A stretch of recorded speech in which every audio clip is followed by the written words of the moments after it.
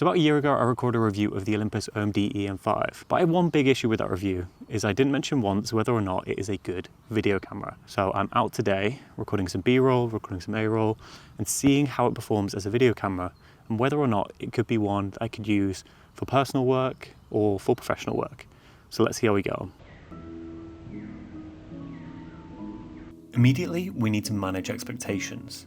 This camera was first introduced in 2012, and the leaps made in video cameras since then has been huge. I'm not naive to think that this will rival cameras of today, but I just wanted to see how big the delta was between cameras of then and cameras of now. So let's talk about some specs of the camera. It is a 16.1 megapixel Micro Four Thirds camera with a live MOS sensor.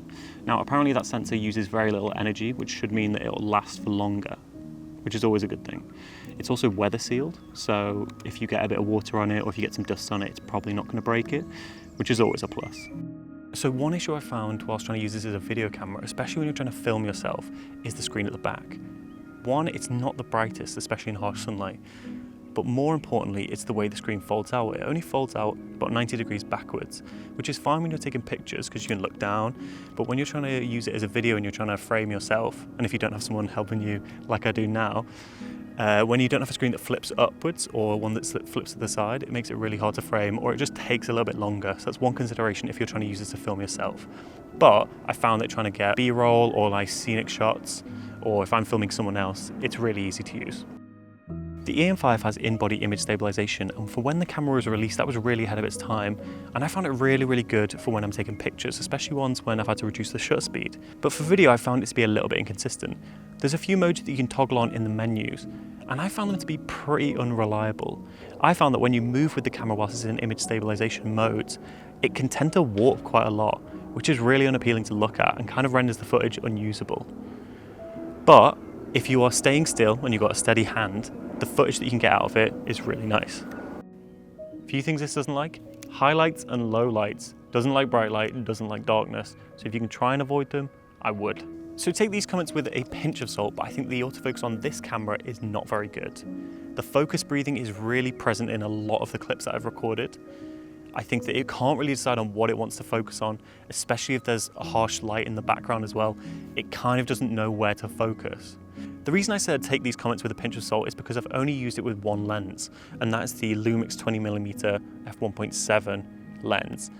I don't know if this lens is particularly bad for autofocus, or whether it's the camera itself or a combination of the two, but I've not found it to be a great setup that you can rely on when shooting video. Here's a few other things I wanted to cover which I didn't while I was out and about. One is that it doesn't record 4K, the max resolution is 1080, which is not surprising given the age of the camera. Another is that the menus are pretty old school, pretty antiquated at this point.